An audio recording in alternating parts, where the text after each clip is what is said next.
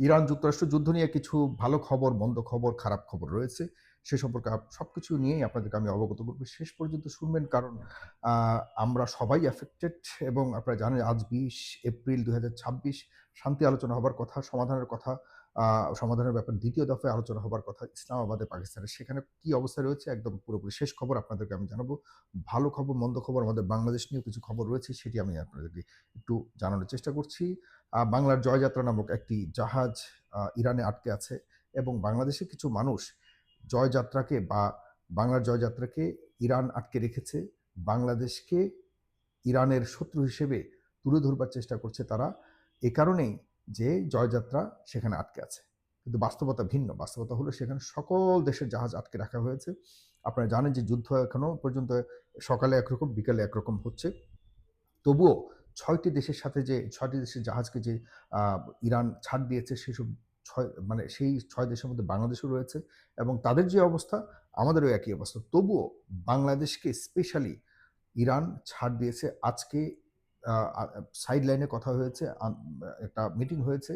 ইরানের উপপররাষ্ট্রমন্ত্রীর সাথে আমাদের পররাষ্ট্রমন্ত্রী খলিলুর রহমানের সাথে কথা হয়েছে আ টার্কিতে এবং সেখানে ইরান কথা দিয়েছে সাথে, সাথে ব্যবস্থা নেওয়ার জন্য নির্দেশনা পর্যন্ত দিয়েছে ইরানের কর্তৃপক্ষকে যেন বাংলার জয়যাত্রা থেকে শুরু করে এখন থেকে যত জাহাজ বাংলাদেশে আসবে সেগুলিকে যাতে নিরাপত্তার সাথে ছাড় দেওয়া হয় এবং পার করে দেওয়া হয়। সুতরাং এটি একটি বড় খবর। আমরা আমাদের যে বাজার সংকট এখন চলছে সেটি হয়তো একটা সমাধানের দিকে এগোবে বলে আমরা মনে করি এবং ইরানকে অবশ্যই আমাদের এই বিষয়ে ধন্যবাদ দেওয়া উচিত। কারণ ইরান বসে থাকে না খালি বাংলাদেশের জাহাজ কখন আসবে আমাদেরকে পার করে দিবে ব্যাপারটা এরকম নয়। সকল জাহাজকে সেখানে আটকে রাখা হয়েছে।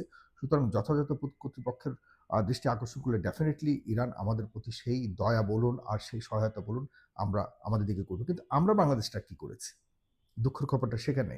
আপনাদেরকে দুঃখের খবরটা বলছি সেটি হলো যে ইরানের বাংলাদেশে নিযুক্ত যে অ্যাম্বাসেডর রয়েছেন তিনি দুঃখ করে গতকালকে একটি সাক্ষাৎকারে তিনি বলেছেন যে, "দেখুন কাল হোক পরশু হোক এই যুদ্ধ তো শেষ হবে এবং ইরানের মানুষ বা আমরাও মনে রাখবো আমাদের পাশে কোন দেশ ছিল, কোন দেশ ছিল না। সেখানে বাংলাদেশের বর্তমান সরকারের পক্ষ থেকে এখন পর্যন্ত ইরানিদের জন্য তিনি কোনো ধরনের সাহায্য চাননি। ইরানিদের সাহায্য প্রয়োজন নেই তিনি বলেছেন। দরকার ছিল শুধুমাত্র যে আমাদের উপর আগ্রাসন অন্যায়ভাবে করছে এটির বিরুদ্ধে বলুক বা এটি নিয়ে কোনো না কোনো প্রতিক্রিয়া জানালে পরে হয়তো আমরা খুশি হতাম। কিন্তু বাংলাদেশের সরকারের পক্ষ থেকে সেরকম কোনো প্রতিক্রিয়া জানানো হয়নি। সেটির কারণে তিনি দুঃখ প্রকাশ করেছেন। আমাদের এই বিষয়টি আসলেই খুব সচেতনতার সাথে বুদ্ধিমত্তার সাথে ডিল করা উচিত ছিল। বাংলাদেশ সরকারকে আমি অনুরোধ করব এই ধরনের ভুল বলুন বা আপনাদের এই ধরনের মানে একপেশে কূটনীতিক আচরণ আমাদেরকে ভবিষ্যতে বন্ধুহীন করে দিতে পারে। মাথায় রাখবেন এশিয়া এবং মধ্যপ্রাচ্যে যুক্তরাষ্ট্রের প্রভাব বলুন, বলয় বলুন আস্তে, আস্তে শূন্যের দিকে যাচ্ছে, নিচের দিকে যাচ্ছে।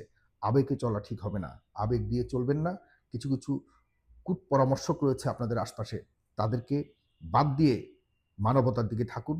কারণ আমরাও কিন্তু একটা স্পর্শকাতর অবস্থানে রয়েছি আপনার মাথায় রাখতে হবে।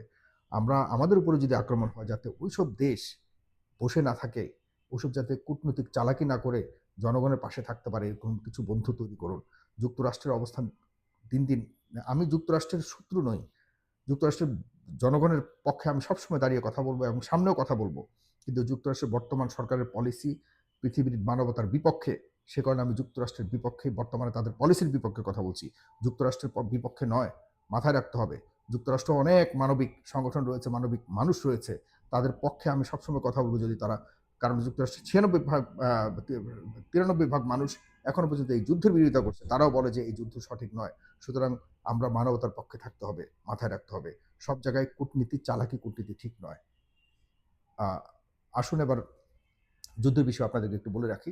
যুদ্ধ বর্তমানে আজকে সকালবেলায় যতটুকু জেনেছি, সোমবার আজকে আলোচনা হবার কথা ইসলামাবাদে। বাট সে আলোচনা হয়তো আর নাও হতে পারে। কারণ হলো যে অবরোধ আ আপনার ওমান সাগর থেকে শুরু করে আন্তর্জাতিক নৌ রুটে যে অবরোধ দিয়ে রেখেছে যুক্তরাষ্ট্র অবৈধভাবে, সেটাকে জলদস্যুতা বলে এবং সেই অবরোধ না সরালে পরে ইরান যুক্তরাষ্ট্রের সাথে আলোচনায় অংশগ্রহণ করবে না। এটা আজকেরও খবর এবং তারা আসছে না এটা অনেকটাই শিওর।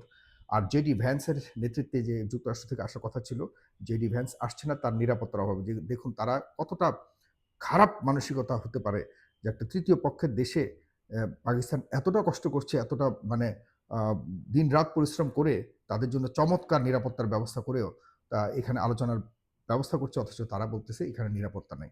তোদের দেশে নিরাপত্তা আছে? তোদের যে প্রেসিডেন্ট ট্রাম্প সারা বিশ্বকে এখন একটা অসহিষ্ণু অবস্থায় রেখেছে, এটাকে নিরাপত্তা বলে? তোরা আজকে সকালে গতকালকে বা আমাদের মানে সময়টা আসলে নির্ধারণ করা বড় কঠিন। ইরানের একটি জাহাজের উপরে হামলা চালিয়েছে এবং সেই জাহাজকে তারা তাদের কবজায় নিয়ে গেছে। এটি জলদস্যুতা নয়, এটি অনিরাপত্তার নয়, বহিঃপ্রকাশ নয়। তোমরা কেন আরেকটা দেশের জাহাজের উপরে তোমরা হামলা চালাবে? তোমাদের দেশ কোথায়? তোমরা এই অঞ্চলে এসে গুন্ডামি করছো। এটা তো হতে পারে না। আর তোমরা আরেক দেশে যাওয়ার ব্যাপারে বলতেছো, সেখানে তোমরা নিরাপদ বোধ করো না।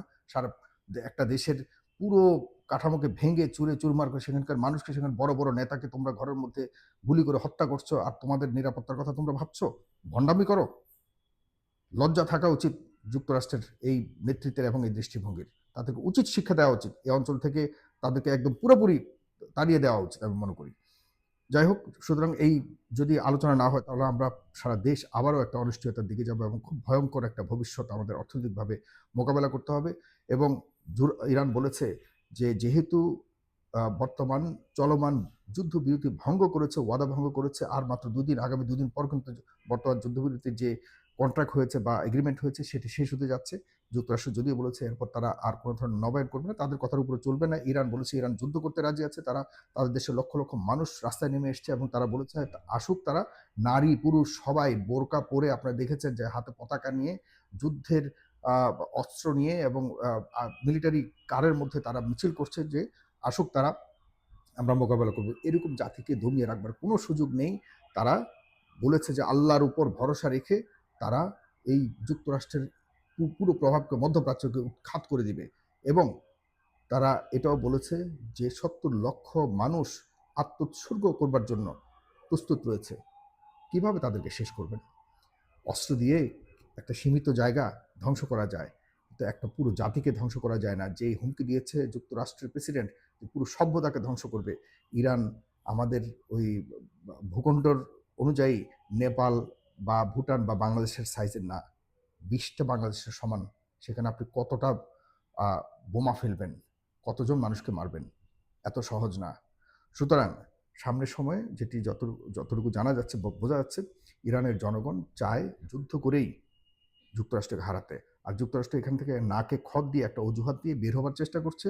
সে বারবার হুমকি দিচ্ছে যে আমরা তোমাদের পুরো দেশকে ধ্বংস করে দিব।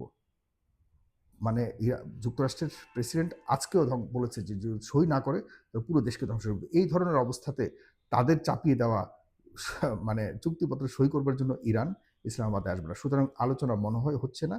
এই হলো শেষ, একদম সর্বশেষ অবস্থা যুদ্ধের। সুতরাং আপনারা যারা দেখছেন, তাদের কাছে আমি এর আগেও বলেছিলাম যুদ্ধ মনে হয় না শেষ হবার মতো অবস্থায় রয়েছে এবং হয়তো এই যুদ্ধ আরও একটু অন্যদিকে যাবার চেষ্টা করা হতে পারে এবং হয়তো তৃতীয় বিশ্বযুদ্ধ হয় কিনা জানি না, তবে এই যুদ্ধ সহসায় শেষ হচ্ছে না। এটা হলো আমার অভিমত। ধন্যবাদ সবাইকে। ভালো থাকবেন, সুস্থ থাকবেন। সালাম।